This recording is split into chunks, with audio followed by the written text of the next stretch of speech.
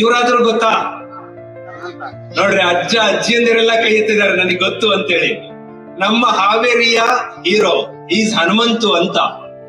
ಹನುಮಂತು ಇವತ್ತು ಕರ್ನಾಟಕದ ಮನೆ ಮನೆಗೂ ಯಾಕೆ ಗೊತ್ತಿದೆಯಾ ಅಂತ ಅಂದ್ರೆ, ಹನುಮಂತು ಒಳಗಡೆ ಒಂದು ಗುಣ ಇತ್ತು, ವರ್ಜಿನಾಲಿಟಿ.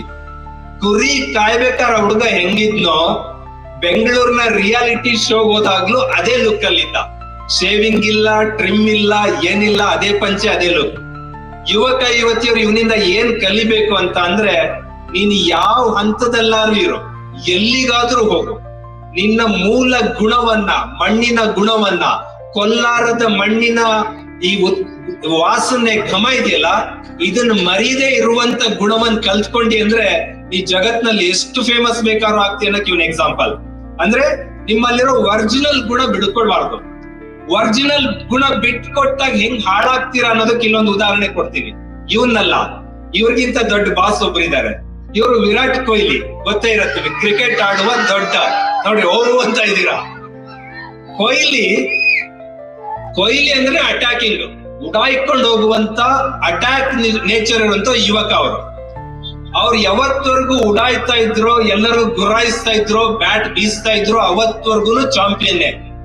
ಆ ಕೊಹ್ಲಿಗೆ ಲವ್ ಶುರು ಆಗತ್ತೆ, ಲವ್ ಮದ್ವೆ ಆಗತ್ತೆ, ಮದ್ವೆ ಆದ್ಮೇಲೆ ಹೆಂಡತಿ ಬರ್ತಾಳೆ.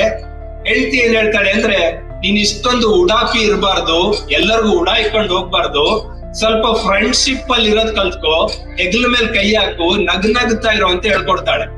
ಕೊಹ್ಲಿ ಯಾವತ್ತು ತನ್ನ ಮೂಲ ಗುಣವನ್ನ ಬಿಟ್ಟು ಉಡಾಯಿಕೊಂಡು ಹೋಗುವಂತ, ಉಡಾಯಿಸುವಂತ, ನುಗ್ಗುವಂತ ಗುಣ ಬಿಟ್ಕೊಡ್ತಾರೋ, ಬಿಟ್ಟು ಕೊಟ್ಟ ನಂತರ 6 ವರ್ಷಗಳ ಕಾಲ ಪರ್ಫಾರ್ಮೆನ್ಸ್ ಹೋಯ್ತು.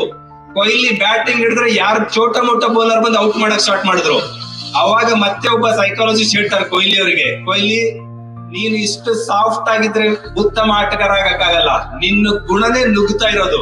ನೀನ್ ಯಾವತ್ತು ಗೂಳಿ ನಂದಿ ಆಗಬಾರ್ದು, ಗೂಳಿ ಏನಾಗಿರ್ಬೇಕು, ಗುಳಿನಾಗಿರ್ಬೇಕು. ಆ ತರ ಗುಣ ಬೆಳೆಸ್ಕೊಂಡ್ಮೇಲೆ ಈಗ 2-3 ವರ್ಷದಿಂದ ಮತ್ತೆ ಫಾರ್ಮಿಗೆ ಬಂದಿದ್ದಾರೆ.